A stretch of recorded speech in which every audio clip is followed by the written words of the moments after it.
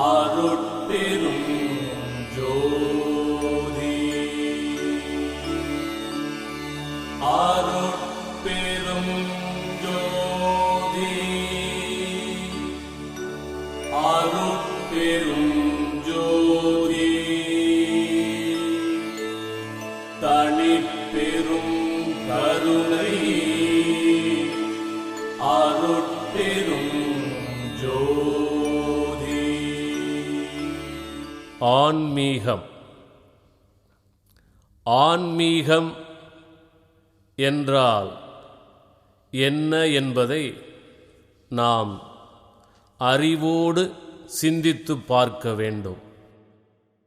ஆன்மீகம் என்றால் என்ன என்பதையே அறியாது நான் ஆன்மீகவாதி என்று சொல்லி தன்னையே ஏமாற்றிக் கொள்ளுகின்றவர்களும் ஆன்மீகத்தின் போர்வையினாலே மற்றவர்களை ஏமாற்றுவதும் அதிகமாக இருக்கும்படியான இந்த உலகத்திலே ஆன்மீகம் என்றால் என்ன என்பதை தெரிந்து கொண்டு ஆன்மீகம் என்றால் என்ன என்பதை அறிந்து கொண்டு ஆன்மீகம் என்றால் என்ன என்று உணர்ந்து கொண்டு ஆன்மீகம் என்றால் என்ன என்று தெளிந்து இன்புற்று இந்த ஆன்மா என்றால் என்ன, இந்த ஆன்மா இகத்திலே அடைய வேண்டியது என்ன என்பதை அறிந்து கொள்ளுவதற்கு எது வழித்துறையாக அமைந்திருக்கிறதோ அல்லது அமைகின்றதோ அதுவே ஆன்மீகம் என்பதாகும். சுருங்கச் சொன்னால் பல்வேறு பல்வேறு கோடிக்கணக்கான பிறப்புக்களை எல்லாம் அல்ல அருணகிரி பெருமான் குறிப்பிடுவார். 7 கடல் மணலை அளவிடில் அதிகம், 7 கடல் மணலை அளவிடில் அதிகம் எனதிடர் பிறவி அவதாரம். அவதாரமாக அவர் எடுத்த பிறவிகளே, மனிதனாக பிறப்பது வேறு, பல்வேறு உயிரினங்களாக பிறப்பது வேறு. இறைவனால் வருவிக்க உற்று அவதாரமாக வந்ததே கணக்கெடுத்து பார்த்தேன். ஆனால் இந்த 7 கடல்களுடைய மணலை கூட எண்ணிவிடலாம், என்னுடைய அவதாரங்களை தோற்றங்களை எண்ண முடியாது என்று கூறினால், பல்வேறு ஆசைகளை கொண்டு விலங்கினுடைய குணங்களை கொண்டு வாழுகின்ற மனிதனே, நீ சிந்தித்து பார்த்தாயா? உனக்கு எத்தனை பிறவிகளெல்லாம் நீ கடந்து புழுவாக மரமாக பல்வேறு பறவையாக மிருகமாக பிறந்த நீ இப்பொழுதும் மனிதனாக பிறந்து பல்வேறு மிருக குணங்களை கொண்டு வடிவத்தில் மாத்திரம் மனிதனாக பிறந்து விலங்கை போன்று வாழ்ந்து கொண்டிருக்கின்றாயே மனிதனே. இப்படி இருந்த பொழுதும் மீண்டும் மீண்டும் இறைவனுடைய திருவருட் கருணையினாலே உனக்கு மனித தேகம் கொடுக்கப்பட்டுள்ளதே. இறைவனுடைய எல்லையில்லாத தனிப்பெரும் கருணையினாலே இந்த மனித தேகம் உனக்கு இறைவனால் கொடுக்கப்பட்டிருக்கிறது. என்ன காரணம் தெரியுமா? உனக்கு இந்த மனித தேகத்தோடு இந்த ஆன்மாவை உனக்கு கொடுத்து இந்த இக வாழ்க்கையாக இப்பொழுது நீ வாழ்ந்து கொண்டிருக்கிறாயே இந்த வாழ்க்கையிலே உலகிலே பல்வேறு ஆசைகளுக்கு ஆட்பட்டு அதனால் இன்னலை கொண்டு அதுவே மீண்டும் மீண்டும் சதம் என்று நினைத்து கொண்டு நாய் போல் வாழுகின்றாயே. சித்தர்களும் ரிஷிகளும் என்ன குறிப்பிடுகின்றார்கள்? தன்னை குறிப்பிடுகின்ற பொழுது வள்ளல் பெருமானும் குறிப்பிடுகின்றார். நாயினும் நலிந்தே எந்த நலம் அறிந்து உரைப்பே. ஏன் நாயின்னு சொன்னார்கள்? இந்த நாய் என்ன செய்கிறது? ஒரு நேரத்தில் அதிகமான பசி. நாய் சாதாரணம் இருக்கும்போது எல்லாத்தையும் திங்கும், அது வேற கதை. நாய்க்கு அதீதமான பசி, ஒன்றும் கிடைக்கவில்லை என்று அங்கும் இங்கும் அலைந்து ஓடி ஓடி ஓடி அலைந்து மூச்சிறைக்க ஓடுகின்றது மயக்கம். அந்த நேரத்திலே சாலை ஓரத்திலே தெரு ஓரத்திலே ஒரு எலும்பு துண்டு காய்ந்து போய் கிடைக்கின்றது.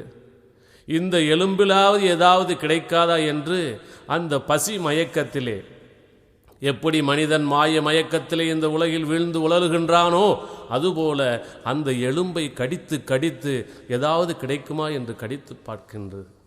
இதனுடைய வேகமான வெறியினாலே கடித்த காரணத்தினாலே அந்த எலும்பிலே இருக்கக்கூடிய முள் போன்ற பகுதிகள் இதனுடைய வாயினுடைய ஜவ்வையெல்லாம் கிழித்து இரத்தம் கொட்டுகின்றது. ஆனால் இந்த அறியாத நாயோ தன்னிடத்திலிருந்து வரக்கூடிய இரத்தம்தான் என்பதை அறியாது மயக்கத்தில் இருக்கும்படியான, பசி மயக்கத்தில் இருக்கும்படியான அந்த நாய், ஆகா, எலும்பிலிருந்து வரக்கூடிய இரத்தம் எவ்வளவு சுவையாக இருக்கிறது என்று மேலும் மேலும் கடித்து கடித்து வலி உச்சகட்டத்துக்கு போகும் பொழுதுதான், ஆகா, இது நம்ம இரத்தமா என்று நினைத்து மீண்டும் மீண்டும் கடிக்குது பார். மனிதனே, அதுபோல் நீயும் ஆசையிலே உழன்று உழன்று உலகிலே நீ எத்தனை வேஷம் போடுகிறாய், எத்தனை வேஷம் நீ போட்ட பொழுது உண்மையான குருவுக்கு நீ யார் என்று தெரியுமே. உண்மையான குருவை காட்டக்கூடிய வழியிலே செல்லாத வரை நீ இந்த எப்படி நாய் எலும்பு கடித்து ரத்தம் இருக்கிற மாதிரி இந்த மாய வாழ்க்கையிலே உழன்று உன்னையும் நீ அறியாது இந்த உலகத்தையும் அறியாது மீண்டும் மீண்டும் பிறந்து பிறந்து சாகின்றாய். இப்படி சாகாமல் இருக்கும் பொழுதே மரணம் என்ன என்றால் ஒன்றை கற்றுக்கொண்டு வாழுகின்ற பொழுதே உன்னை சாவு என்ன என்பதை அறிந்து கொள்ளச் செய்து அந்த சாவுக்கு சாவை கொடுத்து என்றும் இன்பமாய் நித்திய தேகத்தோடு வாழ்வதற்கு எது வழிகாட்டுமோ அதுவே ஆன்மீகம். இந்த உலகத்திலே தன்னுடைய எஞ்சான் வயிற்றுக்காக ஒவ்வொரு மனிதனும் உழைக்கின்றான். காலையில் எழுந்திருப்பான், எழுந்தவுடனே பால்காரன் வந்து கடன்காரன் வந்து நிற்பான், அவனுக்கு 4 பொய் சொல்லி ஆகணும், இல்லைன்னா காசு கொடுத்தாகணும். காலை எழுந்த உடனே பொய், காலையில் மந்திரத்தை சொல்கிறானோ இல்லையோ பொய்யை தவறாமல் ஒவ்வொரு மனிதனும் சொல்லுகிறான். பொய்யை சொல்லி பால்காரனுக்கு கடனுக்கு ஒரு பொய், அப்போ அந்த பொய் சொல்லி வாங்கி இந்த பால் சாப்பிட்றான், உள்ளே போய் அது என்ன ஆகும், வியாதியத்தானே ஐயா கொடுக்கும். அடுத்ததாக மளிகை கடைக்கு ஒரு மனைவி போக வேண்டும், மளிகை கடையில் 10 பொய், வீட்டில் 10ஆம் தேதி சம்பளம் போடுறாங்க, 10ஆம் தேதி வந்து ஏற்கனவே வாங்கி வட்டிக்கு குட்டி போட்டு அந்த காசில் எப்போ போயிடுக்கும். அப்போ அந்த வெளியே பொய் சொல்லி அந்த தாய் வாங்கிய பொழுதும் அவருடைய மனைவி வாங்கிய பொழுதும் சமைக்கிற பொழுதெல்லாம் ஐயோ அடுத்த வேளை எப்படி ஆகுமோ என்று கவலையோடு தான் இந்த தாய் சமைக்கிறாள். அப்போ அதில் வரக்கூடிய உணவு உனக்கு வியாதியை தருமா இல்லை மோட்சத்தை தருமா, சிந்தித்து பார்க்கிறாயா? இப்படி காலையிலிருந்து நீ வாழுகின்ற வாழ்க்கையும் பொய்யா போதும். அது மட்டுமல்லாமல் உன்னுடைய மனமும் பொய், உன்னுடைய வார்த்தைகளும் எல்லாம் பொய்யாகிவிடுகிற காரணத்தினாலே மெய்யானதை உணர முடியாமல் உனக்கு போய்விடுகின்றது. இந்த உலகத்திலே மெய்யாகவே நீ எவ்வளவு எது வேணாலும் செய்து கொள், ஆனால் இறைவன் என்ற ஒன்று இருக்கின்றது. அதுவே ஏக வஸ்துவாகி இந்த உலகத்தை எல்லாம் படைத்திருக்கிறது, உன்னுள்ளும் நிறைந்திருக்கிறது.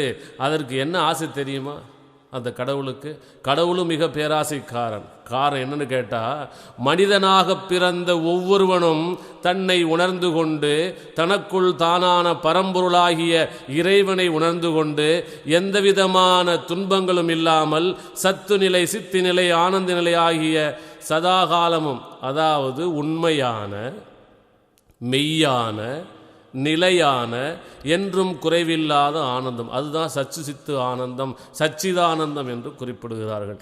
அப்படி சச்சிதானந்த நிலையை ஒவ்வொரு ஆன்மாவும் பெற்று என்றென்றும் நித்திய ஆனந்த வாழ்க்கையை வாழ வேண்டும் என்பதுதான் இறைவன் ஆசை. இதுவும் பேராசைதானே. மனிதனுக்கே ஆசை வேண்டாம் என்று சொல்லுகின்ற ஆண்டவன் இந்த பேராசை ஏனென்றால் அவன் பேருக்கு தான் ஆசை வச்சிருக்க, அதனால பேராசை. ஏனென்றால் அவன் வேறு அல்ல, ஆன்மா வேறு அல்ல. அதை உணர்ந்து கொள்ளுகிற பொழுதுதான் நீ ஆன்மீகம் என்ன என்கிற அந்த அரிச்சோடிக்கே வருகிறாய். சரி, அப்போ மனிதன் என்பவன் இப்போ அறிவில்லாதவனா?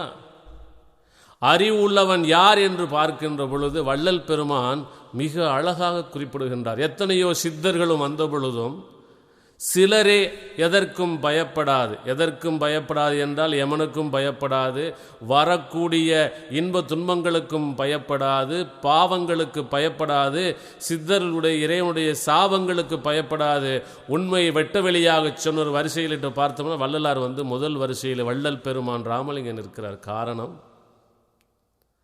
அவரிடத்தில் வந்து கேட்கிறார்கள், யார் சன்மார்க்கி, எனக்கு ஒரே வரியில் பதில் சொல்லணுங்கிறார். ஒரு சுவாமிகள் வந்தார், சன்மார்க்க சங்கம் அது இது என்று எல்லாம் சொல்லுகின்றீர்களே, சன்மார்க்கி யார் என்பதற்கு எனக்கு ஒன்விடை ஆன்சர் மாதிரி, ஒன்லைன் ஆன்சர் மாதிரி சொல்லணுங்கிறார். மற்றாலாம் யோசிச்சுக்கிட்டு இருப்பான், உடனே அடிச்சு. அதான் வள்ளல் பெருமானுடைய சிறப்பு, சாகாதவனே சன்மார்க்கி. அப்படியா? அப்போ அறிவு உள்ளவன் யார், அறிவாளி யார் என்றால் இறைவன் ஒருவனே என்று உணர்ந்து கொண்ட அறிவே அறிவு. அப்படியா? சரி. உலகத்திலே பெரிய பலசாலி வல்லவன் யார்? அடுத்த கேள்வி சொல்லுகிறார், யமனை வென்ற வல்லபமே வல்லபம். அப்போ இப்படி சொல்லி உண்மையை வெட்ட வெளியாக சொல்லியிருக்கிறார்களே, இதை எப்பொழுது நீ பெற முடியும்? யமனை வெல்லுகின்ற வல்லபமே உண்மையான வல்லபம் என்பது யமன் என்னன்னு உனக்கு தெரியாது. அவனை எப்படியா நீ வெல்ல முடியும்? அவன் கருப்பாக சிகப்பாக இருப்பானா, எருமை மாடு மாதிரி தடியாக இருப்பானா? யமன் எப்படி வருவான்? எருமை மேலே வருகிறானா? அந்த எருமைன்னா யார்? ஒவ்வொரு ரோட்டில் அப்படி ஒதுங்காமல் அப்படியே தடன்னு போய்கிட்டு சாக்கடலே சகதியிலே உருந்துக்கிட்டு ஏதோ தென்னமே சாப்பாடு போட்டானே பால் கொடுக்குது, அந்த எருமையா? அதில் ஏரியா வருகிறான். நீ அறிவோடு சிந்தித்து பார்க்க வேண்டாமா? அப்போ அந்த யமன் என்பது யார்? மனிதனை சிந்தித்து பார்த்தாயே, நீ எப்பொழுது சிந்திக்கிறாயோ, எதை சிந்திக்க வேண்டும்? உன்னுடைய அறிவினால அல்ல, இறைவனுடைய அன்புனால் நீ சிந்தித்து பார். அறிவினாலே நீ சிந்திக்கின்ற பொழுது நீ அறியாமை என்னும் காட்டிலே விழுந்து இறந்து விடுகின்றாய். இறைவன் இருக்கின்றான் என்ற அறிவோடு அன்போடு சிந்திக்கின்ற பொழுது நீ இறைவன் என்கின்ற பெருங்கருணை பேராற்றலுக்கு உள்ளே புகுந்து கொண்டு அறிவு என்கின்ற மெய் ஆனந்தத்திலே தத்தளிக்கின்றவனைப் போல எல்லா நலன்களையும் எல்லா அறிவையும் பெற்றவனாக இருக்கிறாய். அப்போ உன்னுடைய ஆன்மா எது என்று உனக்கு தெரிய வேண்டாமா? ஆன்மா என்னன்னு தெரியாது, இந்த இகபரம்ங்கிறது தெரியாது, இந்த இகபரத்தில் என்ன அடைய வேண்டும்னு உனக்கு தெரியாது. நீ என்னத்தடா சாதிக்க போகிறாய்? நீ வரும்போது என்ன கொண்டு வந்தாய், போகும்போது என்ன கொண்டு போகிறாய்? தத்துவம் பேசி உனக்கு ஒன்றும் ஆகப் போவதில்லை. நீ அறிந்து கொள்ள வேண்டியது என்ன, நீ அடைய வேண்டியது என்ன என்பதைத்தான் நீ இங்கே பார்க்க வேண்டும். ஆகவே இந்த உலகிலே நீ வாழ்ந்து கொண்டிருக்கின்றாய். சந்தர்ப்ப சூழ்நிலையினாலே காலை எழுந்தது முதல் தூங்குற வரைக்கும், சில பேர் பாருங்கள் கனவுல கூட பொய் சொல்லுவான். கனவுல பொய் என்னென்னு கேட்குறீங்களா? ஒரு வியாபாரி இருந்தார். அந்த வியாபாரி அவருக்கு ஒரு பழமொழி சொன்னாங்க. என்ன என்றால், லாபத்தில் சில சமுதாயத்தை மறைச்சி சொல்லுகிறேன். எத்தனை பங்கு லாபம் வச்சாலும் காசுக்கு 8 சட்டி வாங்கி சட்டி 8 காசுன்னு விற்றாலும் அந்த வட்டிக்கு கட்டாதுன்னு சொல்லுவாங்க. அப்படி கணக்கு பார்க்குற உலகத்திலே இதையெல்லாம் கணக்கு பார்த்து வாங்கினாயே, பல வழிகளில் நீ சம்பாதிக்கிறாயோ, பொய் சொன்னாயோ, புரட்டினாயோ, நேர்மையான வழியோ, நேர்மையாக சம்பாதிச்சும் செத்து போயிட்டாயா? அயோக்கியத்தனம் செய்து சம்பாதிச்சவனு இறந்து போய்விட்டான். கோயிலாக போய் சுற்றினவனும் செத்து போயிட்டான். சாமி இல்லைவனு செத்து போயிட்டான். அப்போ இவர்கள் எல்லாம் ஆன்மீகவாதிகள் இல்லவே இல்லை. அப்போ உண்மையான ஆன்மீகம் என்பது என்னென்றால், கோயில் என்றால், கோ என்றால் ஆன்மா, கோ என்றால் இறைவன். அது குடியிருக்கக்கூடிய இடம் எதுவோ அதுவே கோயில். அதான் கோவில் என்றும் கோயில். அதாவது இந்த ஆன்மா எங்கே குடியிருக்கிறதோ, இறைவன் எங்கே குடியிருக்கிறானோ அது கோயில். உன்னுடைய உடலுக்குள்ளே உனக்கு வெளியே தெரியும்படியான ஸ்தூல தேகம், காலு, கை, கண்ணு, காது, மூக்கு இதெல்லாம் இருக்கு இல்லையா? இது வெளியே தெரியும்படியான தேகம், ஸ்தூல தேகம். இந்த வெளியே தெரியும்படியான இந்த உடல் இயங்குவதற்கு உள்ளே இருந்து இயக்குது பாரு, அது சூட்சும தேகம். எது இயக்குது? உன்னுடைய மனசு இயக்கு. இந்த மனம், புத்தி, சித்தம், அகங்காரம் என்று சொல்லும்படியானது சூட்சும தேகம். சரி, தூங்கும்போது இதெல்லாம் இயங்குதா? எங்கே போச்சு? நீ அறிவோடு சிந்தித்து பார்க்க வேண்டாமா? அப்போ இதையும் இயக்கிறதுக்கு ஒன்று வேணுமே. அப்படி இயக்கக்கூடியது தான் மேலும் கீழும் அசைந்து உன்னை வாழ வைப்பதற்கும் உன்னை இந்த உடம்பு விட்டு கொண்டு போய் உன்னை சவமாக்குவதற்கு எது காரணமாக இருக்கிறது? இந்த சுவாசம், ஜீவன். இந்த சுவாசம் இருக்கிறதே, மேலும் கீழும் அசையும்படியான சுவாசம். இந்த சுவாசம் தான் இந்த மனதை இயக்க, மனதான உடலை இயக்குது. ஆகவே இந்த அசையக்கூடிய சுவாச சம்பந்தமான ஒரு உடம்பு அது காரிய தேகம். அப்போ எல்லாத்துக்கும் சுவாசம் வந்துக்கிட்டு போயிட்டே இருக்குன்னா அது எப்போ நிற்கிது என்று எது உனக்கு கண்ட்ரோல் பண்ணுதுன்னு பார்க்குற பொழுது அது ஜீவன். அப்போ ஜீவன் சம்பந்தமான உடம்பு, அதுக்கு என்ன பேர் வச்சான்? காரண தேகம்னு வச்சான். எல்லாத்துக்கும் ஜீவன் இருக்கிறதே சரியா? மூக்க பிடிச்சா நீ நிற்பியா? செத்து போயிடுவியே அப்போவே. எந்த பகுதி உடலிலே இயங்கினாலும் இயங்காவிட்டாலும் இந்த ஜீவனை இடத்திலே ஒடுக்க வைத்து கருவி கரணங்களையெல்லாம் ஒடுக்கிய நிலையிலே காணாத கண்ணினால் உலகத்தை எல்லாம் பார்ப்பதற்கும் கேளாத செவியினாலே கேட்பதற்கும் கண் மூடியிருந்தாலும் மனம் அசையாமல் இருந்தாலும் இந்த சுவாசம் அசையாமல் இருந்தாலும் ஜீவன் ஒடுங்கி இருந்தாலும் உலகத்தை எல்லாம் உணரும்படியான அறிவை எது கொடுக்குதோ அது ஆன்மீகம். அதை அறிவதற்கு நீ என்ன செய்ய வேண்டும்? மம்மட்டி எடுத்து வெட்டணுமா? இல்லை கல்லூரியில் போய் படிக்க வேண்டுமா? மிகச் சுலபமாக சொல்லியிருக்கு. மருந்தும் விருந்தும் 3 நாள் சொல்லியிருக்காயா? எந்த மருந்து நீ சாப்பிடுகிறாயோ அது எப்படிப்பட்ட மருந்தாக இருந்தாலும் 3 நாளில் உனக்கு சுகந்தையெல்லாம் மருந்து வேலை செய்யாது. ஒரு சொந்தக்காரன் வீட்டில் போய் இருக்கிற பொழுது 3 நாள் உனக்கு முகம் சுளிக்காமல் விருந்து உனக்கு கிடைத்ததுன்னா உனக்கு எங்கே போனாலும் சாப்பாடு கிடைக்கும். அவனுக்கும் யார் விருந்து போடுகிறானோ அவனுக்கும் வாழ்நாள் வரைக்கும் இறைவனுடைய திருவருள்னால இல்லை என்று சொல்லாத அளவுக்கு சுபிட்சமாக செல்வமும் உணவும் கிடைக்குது. சத்தியம். இதுதான் மருந்து விருந்து 3 நாள். அதுபோல 3 நாளிலே உணர்ந்து கொள்ளாத ஆன்மீகமும் நீ சுடுகாட்டுக்கு போனாலும் கூட வராது. அப்போ என்ன செய்ய வேண்டும் என்று பார்க்கின்ற பொழுது பார்க்குமிடமெங்கும் நீக்கமர நிறைந்த பரிபூர ஆனந்தமே, பரிபூரண ஆனந்தமே. அந்த கடவுள் பார்க்கும் இடமெங்கும் நீக்கமர நிறைந்திருக்குன்னு சொல்கிறானையே. நான் கோயிலுக்கு போனால் கூட நிம்மதி வரலையே, உட்காந்து தியானம் பண்ணால் கூட நிம்மதி வரலையே, அப்போ நான் எங்கே நீக்கமர பார்க்கிறது என்று சலித்து கொள்ளுகின்றாயே. அப்போ அவனை எப்படி நீ பார்க்க முடியும்? இறைவன் என்ன என்பதை உனக்கு முதல்ல சொன்னது மாதிரி தெரிய வேண்டும். இறைவன் என்ன என்பதை அறிய வேண்டும். இறைவன் என்ன என்பதை உணர வேண்டும். இறைவன் உணர வழிக்கு எது காட்டுகிறதோ அதனால் நெகிழ்ந்து பாட வேண்டும். வள்ளல் பெருமான் மிக சுருக்கமாக சொல்லியிருக்கிறார். மீண்டும் மீண்டும் நான் வள்ளல் பெருமானையே குறிப்பதற்கு காரணம் எனக்கும் வழிகாட்டி ஆசான் மட்டும் அல்லாது எவனவனெல்லாம் உண்மையான ஆன்மீகத்தை அடைய வேண்டும், உணர வேண்டும், நெகிழ வேண்டும், இன்பத்தால் நனைய வேண்டும் என்று சத்தியமாக நினைக்கின்றவனுக்கு சித்தி தரக்கூடிய சத்திய தர்ம சாலையையும் சன்மார்க்க சங்கத்தையும் ஞான சபையும் தந்த வள்ளல் பெருமான். கடைவிரித்தேன் கொள்வார் இல்லை கட்டிக்கொண்டோம் என்று போனாலும் கூட உண்மையான அன்போடு நீ இன்று கடைவிரித்தாலும் இறையொருள் வேண்டும் என்று வேண்டும். ஒன்று எப்படி நீ கடையெல்லாம் பார்க்க, ஒரு காலத்தில் நம்ம போய் கடையில் போய் சாமான் வரும், இன்றைக்கி ஃபோன் பண்ணால் அவனே கொண்டு அது கொடுத்துறது மாதிரி அன்பு என்ற போனை நீ பண்ணியா வள்ளலர் உனக்கு அங்கேயே கொண்டு சரக்கு கொடுத்த என்ன ஆன்மீகம் என்ற சரக்கு கொடுத்துட்டு போகிறார். அவ்வளோ அருமையான, அவ்வளோ உயர்ந்த அவர் கருணைக்கு உலகத்தில் எல்லாவற்றிற்கும் ஒரு எல்லையை சொல்லலாம். வள்ளல் பெருமானுடைய கருணைக்கு எல்லையை சொல்ல முடியாது. 8000க்கு மேற்பட்ட பாடலை பாடினார். அப்போ சித்தர் வந்து கேட்டார், ஏன் அது மாதிரி நான் கத்திக்கிட்டே இருக்கு, ஒருத்தனுக்கு புத்தி வரலே. ஏன் உரைத்தேன்? இரக்கத்தால் உரைத்தேன். ஏன்னா சொல்ல இறக்க விடமா? ஏனென்றால் இறைவனுடைய புதல்வர் என்பதை உணர்ந்த காரணத்தினாலே அவர் சொல்லுகிறார். சித்தர்கள் எல்லாம் பாடியிருக்கிறார். சிவவாக்கியர் ஒரு பாட்டிலே சொல்லுகிறார், என்னென்னா எல்லாத்துக்கும் தர்மம் பண்ண சொல்லியிருக்கா உலகத்திலேயே மனுநீதிப்படி. ஆனால் பஞ்ச புலனை அடக்காதவனுக்கு நீ அன்னதானமோ தர்மமோ தானமோ செஞ்சால் அவன்பா உனக்கு சேர்ந்துங்க செய்யாத கடவுள் அவனவனுக்கு விதிச்சிருக்க, நீ யாரையான்னு கேட்குறார். அதுக்கு வள்ளல் பெருமான் மிக அழகாக உணர்ந்து சொல்லுகிறார். ஒருவன் கொலை செய்து விட்டான் அல்லது கொள்ளையடித்து விட்டான், அதை அரசாங்கம் கண்டுபிடித்து அவனுக்கு தண்டனை கொடுத்து சிறைச்சாலையில் அடைத்து வைக்கிறது. சிறைச்சாலையில் பட்டினி போட்டு அவனை சாகடிக்குதா? இல்லை. அந்த அரசையே அலுவலர்கள் நியமித்து அவனுக்கு நேரத்துக்கு சாப்பாடு கொடுத்து அவனை பார்த்துக்க வைக்கிறது மாதிரி இந்த இறைவன் என்கின்ற அரசாங்கம் இந்த உலகத்தை ஆளுகிறது. இறைவனுடைய அலுவலர் புதல்வன் நான். ஆகவே அந்த குழந்தைகளை நான் தானே தப்பு பண்ண காப்பாற்றணும், வேற யார் வருவார்? அறிவுள்ள மனிதனை சிந்தித்து பார்த்தாயானால் வள்ளல் பெருமான் ராமலிங்கம் என்று சொன்ன உடனே எவன் ஒருவனுக்கு கண்ணீர் வருகின்றதோ அவனன்றி ஒருத்தனுக்கு ஆன்மீகம் வராது. ராத்திரி பகலா நீ பாடுபட்டாலும் வராதையா. என்ன சொல்லுகிறார்? 8000 பாட்டு சொன்னார், விளங்கவில்லை. சுருக்கமாக 28 பாட்டு சொன்னார். அது ஏன் 28 வச்சார் என்றால் 8 2 8 என்பது 2 என்றால் எத்தனை ரகசியம் மறைப்ப ஒன்றும் கிடையாது.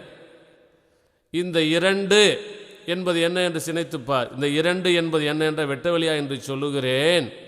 இந்த உணர்வு நினைவு இந்த உணர்வு, நினைவு, அறிவு, இது மூன்றுக்குள்ளதான் என் உலகம், இல்லை என்று எவனாலும் சொல்ல முடியாது. நினைவு, உணர்வு, அறிவு. இந்த நினைவு உணர்வு என்பதே இரண்டதாகும். 8 என்பது அறிவு. என்னன்னு கேட்டால், இந்த பஞ்ச புலன் இணக்கும்படியான பஞ்சபூதத்தை இந்த உடலில் செலுத்தும்படியான பஞ்ச புலன்கள், இந்த பஞ்சபூதத்தான உடம்பு, மற்ற 3 எது? சூரியகலை, சந்திரகலை, சுழுமுனை ஆகிய இந்த 8ஐ இந்த அறிவாக்கி இந்த 2 ஆகிய உணர்வு நினைவை சேர்த்து விட்டால் உனக்கு மரணம் இல்லையா? தியானம் செய்கின்றாய், தியானம் செய்கின்றோம் என்ற உணர்வு இருக்கிறது, ஆனால் உன் நினைவு ஊர்மையை போய்விடுகின்றது. ஒரு கம்பெனியில் வேலை பார்க்குற, அங்கே இருக்க கஷ்டம் உனக்கு ஞாபகம் வருது. கல்லூரியிலே படிக்கிற அந்த ஞாபகம் வருகிறது. கல்யாணம் பண்ணும்போது மனைவியை காதலிச்சிருப்பான், ராத்திரி பேராக காதலிச்சிருப்பான். ஆனால் இப்போ 2 வருஷம் கசந்து போய் அவளே பாரமாக இருக்க நொந்துக்குவான். தியானம் பண்ணும்போது கூட உனக்கு எங்கேயும் உருப்படுவ ஞானம் வரும். சிந்தித்து பார்க்க வேண்டாமா? அல்லது இந்த உணர்வையெல்லாம் நீ அடக்கி செல்கிற பொழுது உன் நினைவு நமக்கு கிடைக்குமா? தியானம் நான் செய்கிற வழி சரியா தவறா, இப்படியே போயிடுவான். சரி, தியானம் செய்வதற்கு உனக்கு உணர்வு இருக்கிறது, உட்காருகிற பொழுது புலன்கள் எல்லாம் வெளியே போக உணங்குது. ஆனால் நேரான இறைகதிக்கு செல்றதுக்கு அறிவில்லையே, நல்ல குரு வாய்க்கவில்லையே, குரு சொன்ன போதும் கேட்க வேண்டும் என்ற அறிவு உனக்கு இல்லையே. அப்ப இந்த அறிவு, உணர்வு, நினைவு மூன்றும் எப்பொழுது ஒன்றாக சேர்கிறதோ அப்பொழுதுதான் உண்மையான ஆன்மீகத்தை உணர்கிறாய். அழகா சொல்லுகிறார். 28 பாட்டில் சொன்னார், ஒரு பாட்டு சொன்னார், நல்ல மாட்டுக்கு ஒரு சூடுன்னு சொன்ன. ஆகவே இந்த ஒரு பாட்டை நீ உணர்ந்து கொண்டாலே, உணர்ந்து அன்போடு நெகிழ்ந்தாலே சத்தியமாக உனக்கு குரு என்பவர் தேடி வருவார், ஆன்மீகத்தை காட்டுவார், நீ ஜோதி உடம்பை அடைவாய். உலகிலே வேறு எதையும் நம்பாதே. எதுவும் என்றால் உன் உறவிலிருந்து நீ அனுபவித்துக் கொண்டிருக்கிறாய் சுகம். இது சதமா? சிந்தித்து பார்க்க வேண்டாமா? இந்த உலகிலே உன்னுடைய உறவோ உன்னுடைய பொருளை எதுவுமே சதமல்ல, இறையருள் ஒன்று சதம். இறையருள் மட்டும் உனக்கு சதமாக இருந்துவிட்டால் இந்த உலகிலே நீ அனுபவிக்கக்கூடிய சுகங்களும் முற்றாரும் பெற்றாரும் அனைத்தும் சதமாக, ஏன்னா கோடி வருஷம் இருக்கக்கூடிய வல்லவத்தை பெறுவாய். ஆகவே இறையருள் சதமாகிவிட்டால் உலகு உனக்கு சதம். ஆனால் உலகமே சதம் என்று நீ இருந்துவிட்டால் நீ சவம். அப்ப அதற்கு என்ன நீ செய்ய வேண்டும்? முதல்ல சொல், மம்மட்டியை வெட்டணும் வேண்டாம். இந்த ஒரு பாடலுக்கு மட்டும் உணர்ந்து கொண்டு சத்தியமாக உன் உள்ளம் உணர்ந்து அழுகுமானால் பெற வேண்டியதெல்லாம் பெற்றுக்கொள்ளலாம். நான் மட்டும் சொல்லவில்லை, தந்தையாகிய வள்ளல் பெருமான் சொல்லுகிறார். நினைந்து நினைந்து உணர்ந்து உணர்ந்து நெகிழ்ந்து நெகிழ்ந்து அன்பே நிறைந்து நிறைந்து ஊற்றெழும் கண்ணீரதனால் உடம்பு நனைந்து நனைந்து அருள் நிதியே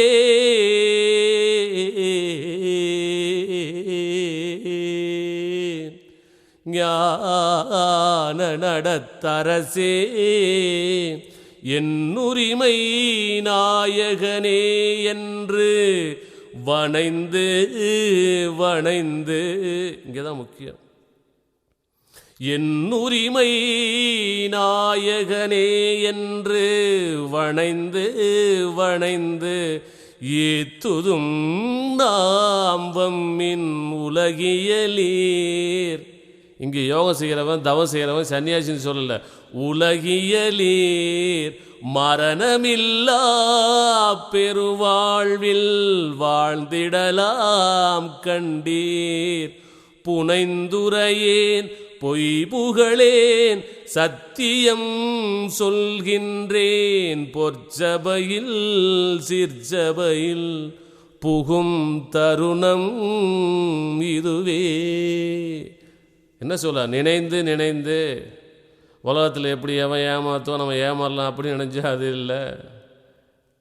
எவன்டா நமக்கு காசு 10 காசு கொடுப்பான், எவன் ஏமாந்துருப்பான், கொள்ளையடிக்கல, அது நினச்சா அப்படி இல்லை. இவ்வளவு எல்லாம் தவறுகளை நாம் செய்த பொழுதும் வெளியே எல்லாம் தெரியாத மாதிரி அடுத்தவன்ட்டை ஏமாற்றிட்டு இருக்கிறோமே. ஒரு முறை எல்லாமல்ல சுப்பிரமணிய பாரதியார், அவர் ஒரு சித்தர், ஒரு நேரத்திலே பாண்டிச்சேரிக்கு செல்லுகிறார். அவர் வாழ்ந்த காலத்திலே தமிழிலே இருக்கும்படியான ஒரு பெரிய அரிய பொக்கிஷத்தை வடமொழியாகிய சம்ஸ்கிருதத்திலே மொழிபெயர்ச்சிக்காக அங்கே சொல்லியிருக்கிறார், புதுச்சேரி ஆகிய பாண்டிச்சேரிக்கு. அப்பொழுது நண்புடன் உட்கார்ந்து உரையாடி கொண்டிருக்கிறார். தெருவிலே ஒரு சித்தர் செல்லுகின்றார். வெளியே பார்க்கறதுக்கு பைத்தியக்கார மாதிரி இருப்பான். அந்த சித்தர்கள் எப்படி என்றால், பெரும்பாலான சித்தர்களை பார்க்கறதுக்கு பைத்தியக்கார மாதிரி தெரியும், ஆனால் உலகம் அவனுக்கு பைத்தியக்காரன், அதுதான் உண்மை. அப்போ ஒரு பெரிய ஒரு அழுக்கு மூட்டையை தூக்கி ஓடிட்டே இருக்கிறார். அப்போ நண்பரிடத்திலே கேட்கிறார், இவர் எப்போ இங்கே வருவாரா? இவர் யாருன்னா, அடா ஒரு பைத்தியக்காரையா, இங்கே ரோட்டில் பிச்சைலாம் எடுத்துக்கிட்டு அப்படியே பேப்பர் எடுத்துகிட்டு அலைவாங்கிறார். ஆனால் அவருடைய முகத்தை பார்த்த மாத்திரத்திலே நீண்ட நாள் பார்ப்பதற்காக காத்திருந்த காதலியின் முகத்தை பார்த்த காதலனைப் போல், வருடக்கணக்காக பிரிந்திருந்த தாயை பார்க்கின்ற குழந்தையைப் போல் அந்த அன்பு அவரை அறியாமலே அது மாதிரி எந்த ஒரு குருவை பார்த்த உடனே இவர்தான் நமக்கு குரு என்று அவருடைய சன்னதியிலே உனக்கு எப்பொழுது தோன்றுதோ அவர்தான் உனக்கு உண்மையான குரு. இதுதான் அடையாளம். ஆனால் பாரதியாருக்கோ அவர் நண்பர் பைத்தியம் என்று சொன்ன பொழுதும் அவரை பைத்தியம் நினைத்து கொண்டு சரி இவர் யார் என்று பார்க்கலாம் என்று நினைக்கும் பொழுதே அந்த சித்தருடைய என்ன அதை பதிவு செய்த காரணத்தினாலே, உணர்ந்து கொண்ட காரணத்தினாலே எங்கேயே நம்ம இவன் பிடிச்சிட போகிறான்னு சொல்லிட்டு ஓட ஆரம்பிக்கிறார். விடுவாரா பாரதியார்? ஓடினார், துரத்தினார், ஓடுறார், மைல் கணக்காக ஓடுறார். அவருக்கு என்ன ஞாபகம்னா 2 மைல் சுற்றுவான், 3 மைல் சுற்றுவான், அப்புறம் விட்டுருவான். ஆனார் எடுத்த கொள்கையையும் வேண்டுகோளையும் விடாது கைப்பற்றியதனால தான் அவர் சுப்பிரமணிய பாரதி இன்று வரை உலகத்தாலே போற்றப்படுகிறார். இப்போ வேகமாக ஓடி, மனதிலே ஆவலோடு ஓடி, ஆத்ம தாகத்தினோடு ஓடி, உடலிலே எந்த அயரும் இல்லாமல் ஒரே கொள்கையோடு அந்த சித்தபிரானுடைய திருவடிகளை பொற்பாதங்களை வணங்க வேண்டும் வணங்க வேண்டும் என்ற வெறியினோடு ஓடிச் சென்று அவர்கள் கால்களை எட்டி பிடிக்கின்றார், கட்டி பிடிக்கின்றார், உதைக்கின்றார். உதைத்த பொழுது அவருக்கு பஞ்சால தடைவிட்ட மாதிரி இருக்கு. கட்டிப்பிடித்து குருபிரானே நான் செய்த தவறு என்ன, குருபிரானே நான் செய்த தவறு என்னை காப்பாற்றினோன்னே தாய் குழந்தைக்கு பால் கொடுக்கும்போது தடைவிடுற மாதிரி அப்படி உச்சந்தையில் தடைவிடுகிறார். 1000 கோடி சூரிய பிரகாசத்தை, அந்த தான் பரிசுத்திச்சின்னு பேர். கதிர் நலம் எண்ணிரு கண்களில் கொடுத்தே அதிசயம் இயற்றணும் அருட்பெருஞ்சோதி என்றார் வள்ளல் பெருமான். அந்த ரேடியேஷன் பவரை, அந்த அதீத சக்தியை கண்மூலம் கொடுத்தோன்னு பாரதியார் அழுகின்றார். அப்பா, இவ்வளோ பெரிய சித்தனாக இருக்கக்கூடிய நீ ஏயா இப்படி அழுக்கு முட்டையை தூக்கி அலைகிறாய்? இதெல்லாம் நாங்கள் செய்த பாவமா?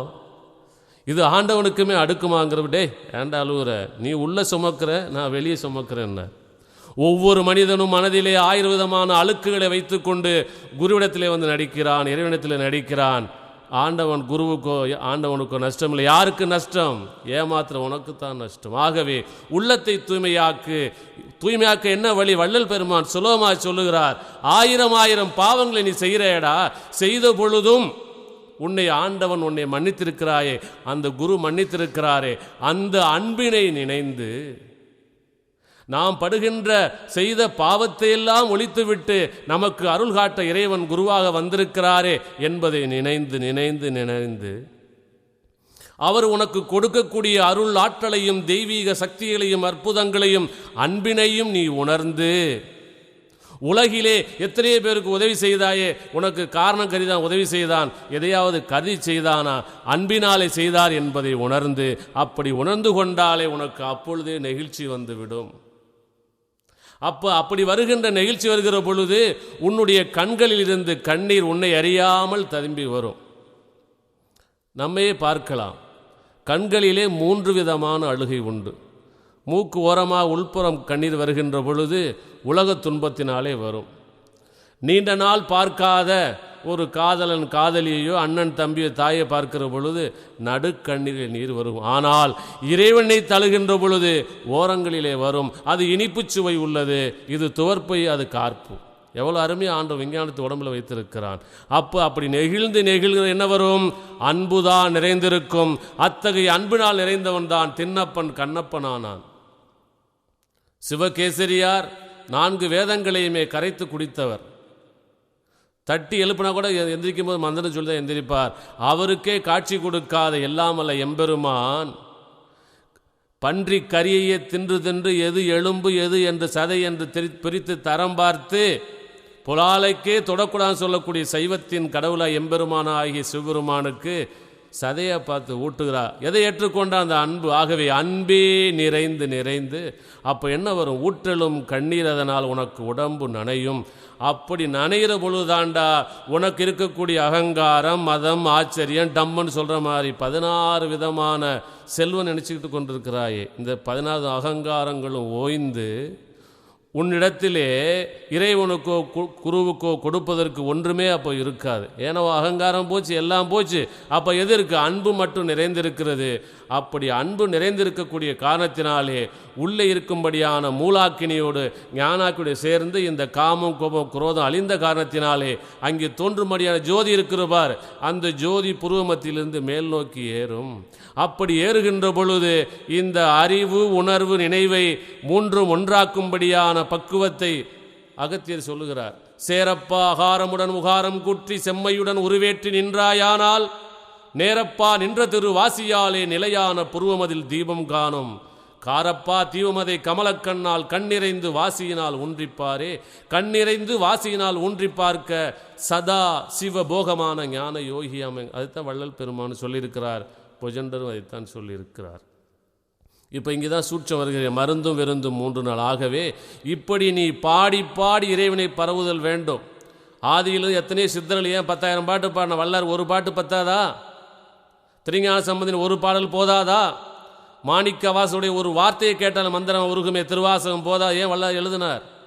நீ எப்பொழுதும் அடுத்தருடைய பாடலை பாட விட்டுவிட்டு உன்னுடைய தவறுகளையும் இறைவன் பெருமையும் நீ எப்பெல்லாம் உணர்ந்து பாடுகிறாயோ அப்பத்தாண்டா உன் அறிவு விழிக்கும். அது வரைக்கும் சுய அறிவு தோன்றாது. எது சுய அறிவு என்றால் இறைவன் ஒன்று என்ற அறிவு வருகிறதே. அந்த சுய அறிவு எப்பொழுது தோன்றும் என்றால் உனக்குள் காட்டாற்று வெள்ளம் போல் இறைவனிடத்திலே அன்பு தோன்றி அந்த அன்பினால் வரக்கூடிய கவி இருக்கு பார், அதுதான் இந்த புவியிலே ஒன்றும் என்றும் நிலையாக வாழும்படியான அன்பையும் அருளையும் அறிவையும் கொடுக்கும். அப்போ அப்படி அன்பு நிறைந்திருக்கிற பொழுது வள்ளல் பெருமான் சொல்லுகிறார், அந்த அன்பு வருகின்ற பொழுது நீ உலகியல் வாழ்க்கையிலே வாழக்கூடியவனாக இருந்தாலும் சரி, தவம் செய்யக்கூடியவனாக இருந்தாலும் சரி, அந்த அன்பு என்று வருகிற பொழுது உயர்ந்தவன், தாழ்ந்தவன், ஏழை, பணக்காரன், அயோக்கியன், நல்லவன், கொலைகாரன், கொலை கொடுத்தவன் என்றெல்லாம் இங்கே பேதம் கிடையாது. ஆன்மா. ஏன்னா மனித யுகம் என்று சொல்லவில்லை, ஆன்மீகம். அதைத்தான் நம்ம சிந்தித்து அறிவோடு பார்க்க வேண்டும். ஆகவே மரணமிலா பெருவாழ்வில் வாழ்ந்திடலாம் கண்டீர் என்று எப்போ வாழ முடியும்? சிற்சபையிலும் பொற்சபையிலும் புகிற பொழுதா நீ போக. எது புற்சபை, எது சிற்சபை, எது ஞான சபை? அறிவோடு சிந்திக்க வேண்டாமா? ஏன்னா முதல்ல உருக்கம் அன்பு வந்து விட்டது. அப்போ உனக்கு நினைவும் உணர்வு சேர்ந்து விட்டது. அந்த குருவினுடைய அறிவு உனக்கு வேணுமே. ஆகவே நாம் இந்த 2 கண்களுக்கும் இடைப்பட்ட நடுப்பகுதி நம்ம எங்கே குங்குமம் ஊதி வைக்கிறோம் பார், புருவ மத்தி. இதுக்கு பேர் தான் சிற்சபை. ஏன் சிற்சபை இதுக்கு பேர்? அறிவு என்கிறது வெளிப்படக்கூடிய இடம். சிதம்பரம் என்று சொல்லுகிறோம். இந்த சிதம்பரம் சென்றால் முக்தி என்றெல்லாம் சொல்லுவோம், வாய்களே பேசுவான். சிதம்பரம் என்றால் சித்து அம்பலமாகக்கூடிய இடம். அம்பலம் என்றால் என்ன? சாதாரண பேசுகிறோம், ஒருத்தர் ரகசியம் வெளிப்பட்டு போது அவன் கதை அம்பலத்தில் வந்துருச்சேன்றான். அப்போ சித்து என்கின்ற அறிவு அம்பலமாகக்கூடிய இடம் எது? புருவமத்திய ஆகிய சிற்சபை. அதான் சிற்றம்பலம் என்றார். ஏனென்றால் அங்கே அறிவு வெளிப்பட வேண்டும். ஏன் அங்கே அறிவு வெளிப்படுகின்றது? இந்த உடலை இயங்குவதற்கு 72,000 நாடிகளின் வழியாக போய் இந்த சுவாசம் ஓடி மேலும் கீழும் ஓடி பஞ்சபூதத்தெல்லாம் உனக்கு உள்ளே காட்டி எல்லாத்தையும் காட்டக்கூடிய இடம், சேரக்கூடிய இடம். அங்கே உயிர் எங்கே இருக்கும், அங்கே தானே அறிவு வரும். ஆக அது சிற்சபை. சரி, பொற்சபை என்பது எது? சிந்திக்க வேண்டாமா? பிடரி பகுதி. ஏன் அது பொற்சபை என்றால் நம்முடைய உடலுக்கு எல்லா சக்தியும் கொடுத்து கையை மேலே தூக்கு, காலை தூக்கு, ஓடு, அங்கே பாரு, இங்கே பாரு, இதை பாரு, இதை கேள்வி சொல்லக்கூடியது மூளை. அந்த மூளையினுடைய கட்டளை எல்லாம் மூளையிலிருந்து பெருமூளைக்கு போய் அங்கே முகுலத்திலிருந்து அப்புறம் தான் தண்டுவடத்தின் வழியாக ஒரு பக்கம் போகிறது. உடல் இயங்கக்கூடியதெல்லாம் இன்னொரு புறம் நரம்பு வழியாக செஞ்சு தண்டுவடத்திலிருந்து முகுலத்துக்கு போய் மேலே போகிறது. அப்போ எங்கே போய் சேருது? முகுலம். ஆகவே இந்த முகுலமும் தண்டுவடமும் சேரக்கூடிய இடம் இருக்கு பார், அதுதான் பொற்சபை. ஏன்னா அங்கே தான் கட்டளை பிறப்பிக்கப்படுகின்றது, சொன்னதை ஏற்று செய்யக்கூடிய இடம். ஏனென்றால் இந்த அறிவு அங்கே உணர்வு, ஏன்னா உணர்வு செய்கிற இடம். இப்போ சாதாரண கைகால் விழுந்து போச்சுயா, உயிர் இருக்குது, சுவாசிக்கிறேன், எல்லாம் பண்ணுறேன், கைகால் விழுந்து போச்சு, டாக்டர் போனால் பிளட் லைன் கிளாட்டுன்றான். அப்புறம் எப்படா சரியாச்சுன்னு கையில் பதில் சொல்ல அவனுக்கு தெரியாது. அந்த உணர்வு அற்று போச்சுயா, அந்த உணர்வை கொடுப்பதற்கு மருந்து சாப்பிட்டா வந்து சரியாக போகுது. அப்போது எது இயக்குது? உணர்வு. அப்போ அந்த உணர்வு பீடமாக இருக்கக்கூடிய இடம் எது என்று பொறிச்சபை. அப்போ உனக்கு நினைவு என்கின்ற இடம் எது? சிந்தித்து பார்க்க வேண்டாமா? ஞான சபை. எங்கே? உச்சி. சாதாரணமாக பிறந்த மனிதன் இறக்கின்ற பொழுது மனிதனை எரிக்குதே பாவம்னு சித்தர்லாம் சொல்லியிருக்கு. காரணம் என்றால், சின்ன எறும்பு போனால் பாவி மிதிக்காதுன்னு சொல்கிறேன், ஆனால் மனுஷனே கொளுத்துறீங்களா பாவிங்களாங்கிற வள்ளல் பெருமான். இறந்தவனை எவனெல்லாம் எரிக்கிறானோ அவனெல்லாம் அயோக்கியன், அவன் இறைவனுக்கு எதிரானவன் என்று எல்லா சித்தர்கள் வள்ளல் பெருமான சொல்லி. காரணம், இறந்த மனிதன் உடலிலே 3 நாள் 72 மணி நேரம் உயிர் இருந்து அப்புறம் தான் பிரிஞ்சு போகுது. ஆகவே மகன் தந்தை எரிச்சிருந்தா அவன் ஒரு கொலைகாரன், உன் உறவு நீனே கொலைகாரன், உனக்கு எப்படியா புண்ணியம் கிடைக்கும்? இப்படி அறிவீனமாக இருக்கலாமா கேட்கிறார். அப்போ எப்படி இந்த உயிர் போகிறது என்று பார்க்கிற பொழுது புருவ மத்தியிலிருந்து மேல் நோக்கி செல்லுகின்ற உருவு அங்கே மேலே பிட்டிடு சுரப்பின்னு சொல்லலாம். அதுக்கு மேலே ஒரு சுரப்பியில் இன்னும் விஞ்ஞானத்தை கண்டுபிடிக்கல, கொஞ்ச நாளில் கண்டுபிடிப்பான். அதற்கு மேலே ஒரு சுரப்பி இருக்கிறது. அந்த சுரப்பியில் இங்கிருந்து செல்லும்படியான அறிவு ஆகிய அந்த ஆத்மீக ஒளி அலை செல்லுகின்ற மேலே போகும். அப்படி போயிருக்கிற பொழுது தனஞ்சயன் என்ற வாய், 10 வாயில் ஒரு வாய் மேலே இருந்து இந்த உடம்பையில் அழுகை செய்து வெடிக்க செஞ்சோன்னே மேலே வெளியே போய்விடுகிறது. இந்த தனஞ்சயன் தான் ஏசி மேலே உள்ள காப்பாற்றி கொண்டிருக்கிறது. நீ இந்த உணர்ந்து நெகிழ்ந்து பாடிய காரணத்தினாலே இங்கே அறிவு ஸ்தானத்திலிருந்து போகும்படியான ஆன்ம உச்சிக்கு போகிற பொழுது நெகிழ்ச்சியின் காரணத்தினால வெடிக்காமல் அந்த ஜவை உள்வாங்கி கொண்டு அதீத அன்பை கொடுத்து வெடிக்காமல் பின்னோக்கி செல்லுது. எங்கே? பிரதி ஸ்தானத்துக்கு செல்லுகிறது. அப்போ அங்கே போனவனே உனக்கு உணர்வானது மேலிட்டு இந்த சிற்றின்பம் போல கோடி பங்கு அன்புள்ள பேரின்பம் உண்டாக்கி இந்த உடலிலே என்ன இருக்கிறது, இந்த உலகத்திலே என்ன இருக்கிறது, ஆண்டவன் யார் என்பதெல்லாம் ஒரு நொடி நேரத்திலே காட்டு விடுகிறது. அப்படி காட்டுறதாய் ஆன்மீகம். அதை அறிந்து கொண்டவள்தான் நீ ஆன்மீகவாதி. அதை அறியாத நீ ஒரு ஏமாற்றுக்காரன். உலகத்தை காவி கட்டி கொண்டு எந்த உடையா கட்டிக்கோ. எல்லா சித்தரும் இயேசுநாதரும் சொல்லியிருக்கார், நான் வர்றதுக்கு முன்னாடி 1000 அயோக்கியம் என் பேரில் வருவான்னு சொல்லியிருக்கார். அது மாதிரி இன்று சமயாச்சாரியர்களும் பழைய மடாதிபதிகளும் பலரும் மக்களை ஏமாற்றி கொண்டிருக்கிறார்கள். மனிதனை அறிவோடு சிந்தித்துப்பார். உன்னை நீ உணராதவரை இந்த உலகத்தாலோ ஆன்மீகத்தாலோ உனக்கு பயனில்லை. நீ எப்பொழுது உணர்ந்து கொள்கிறாயோ உனக்கும் பயன், உலகிற்கும் பயன். ஆகவே உண்மையான இறைவன் எது என்பதை காட்டி, இந்த ஆன்மா எது என்பதை காட்டி, இந்த ஆன்மீகத்தை புரிய வைப்பவனே குரு, புரிந்து கொண்டவனே மனிதன்.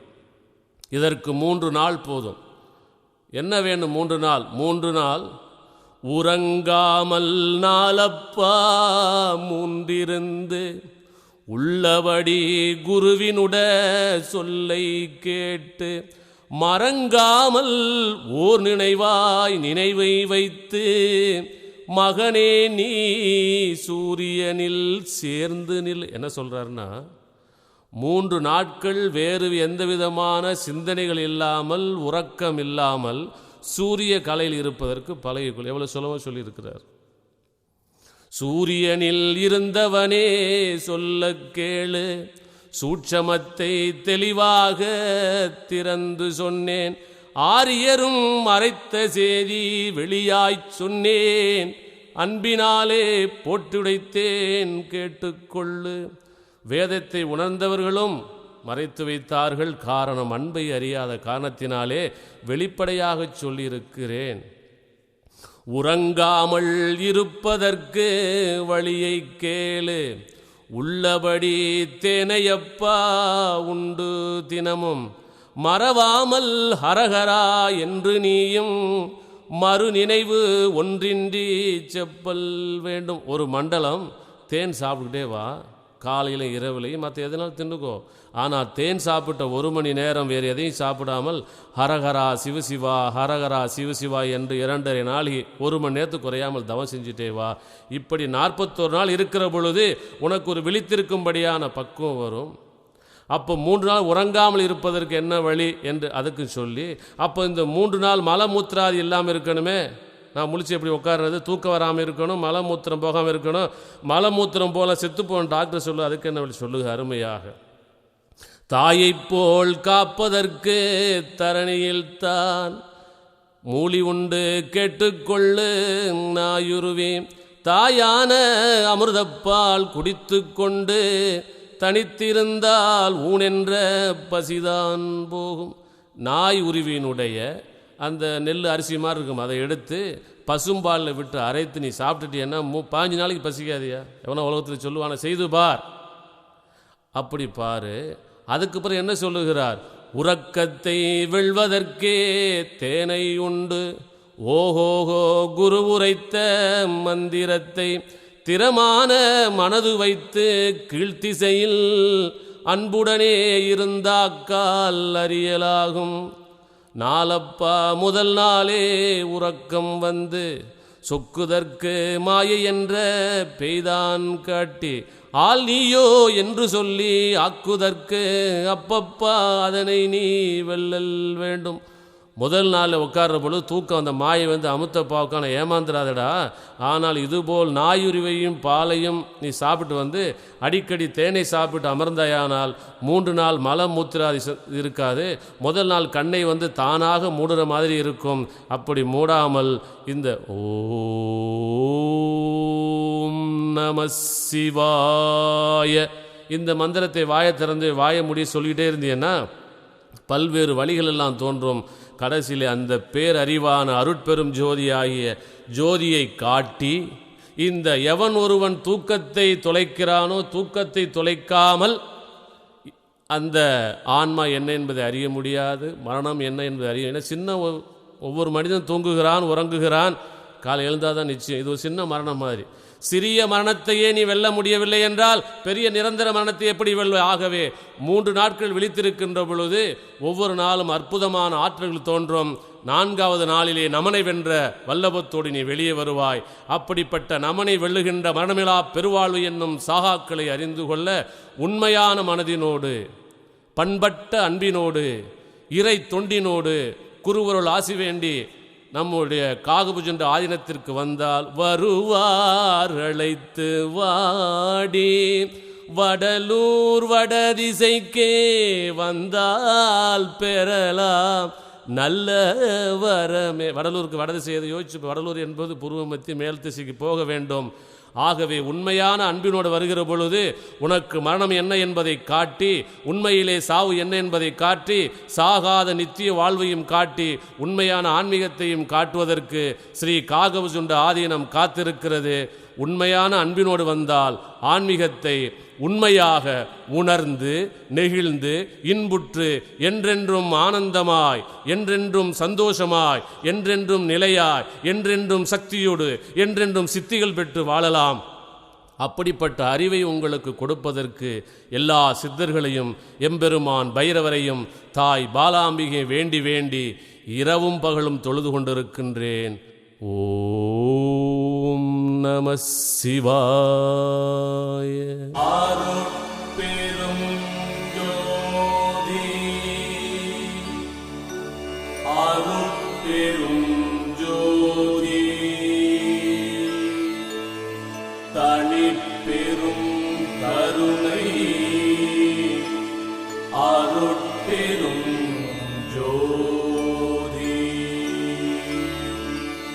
அருட்பெரும் ஜோதி,